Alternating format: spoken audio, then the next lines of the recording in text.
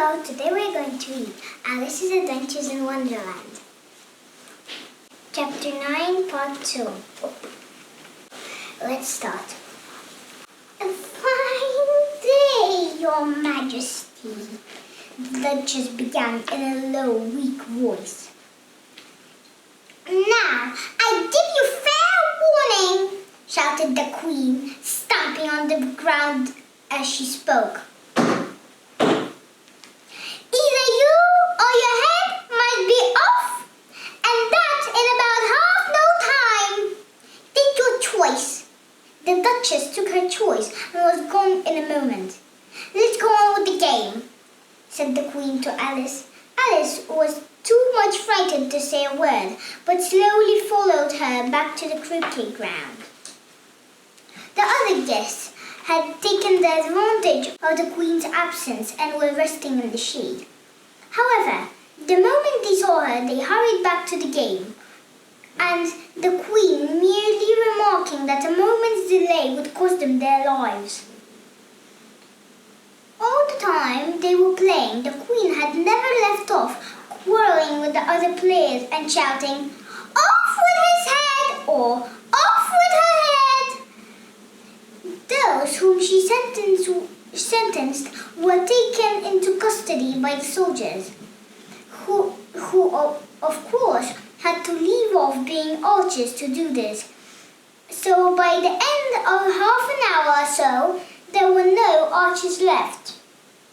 And the players, except the Queen, the King, and Alice, were in custody and under sentence of execution.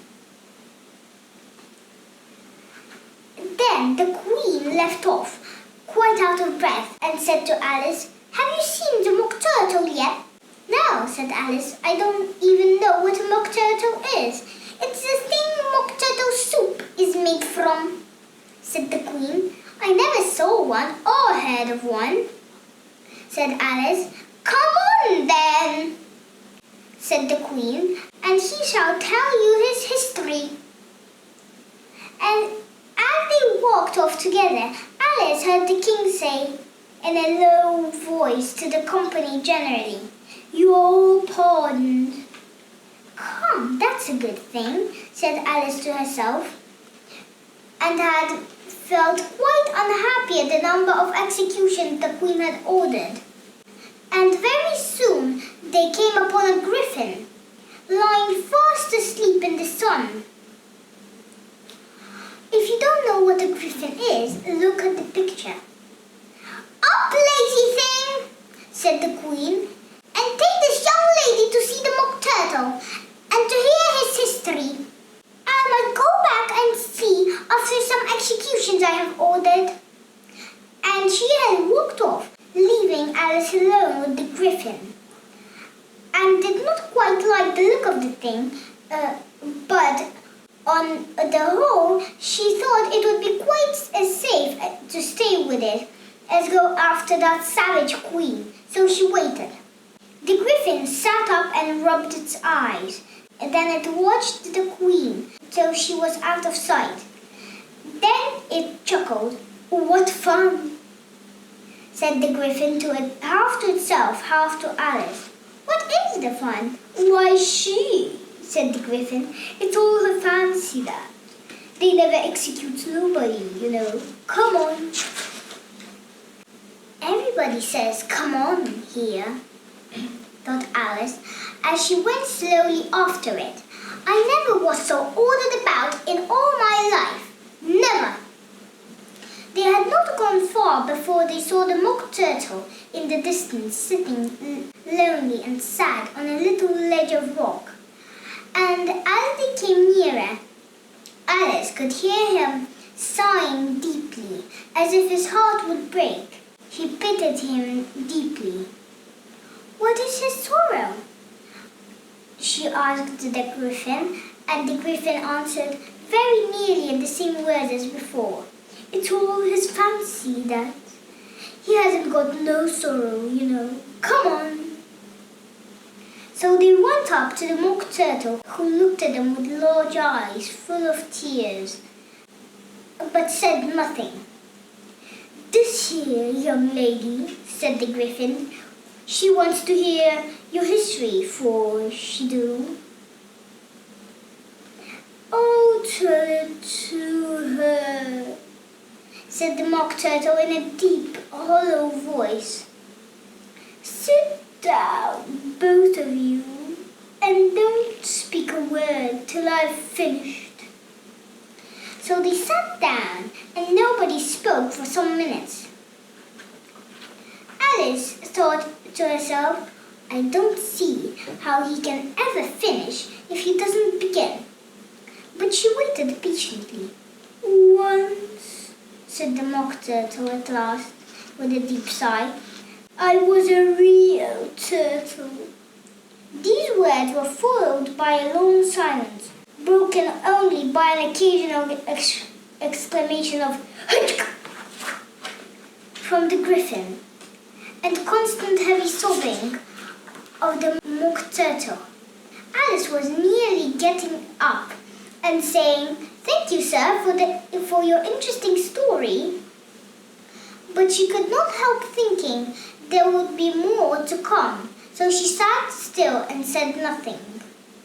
"When we were little," said the Mock Turtle at last, more calmly, though still sobbing a little now and then, "we went to school in the sea.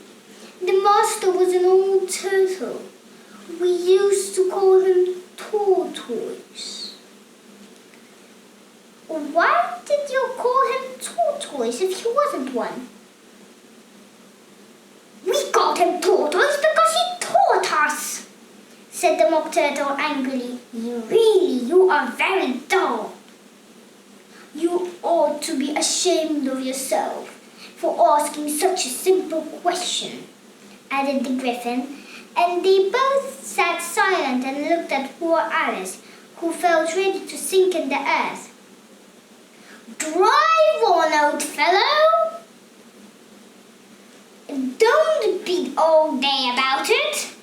And as he went on in these words, "Yes, we went to school in the sea, though you mayn't believe it." "I never said I didn't," interrupted Alice.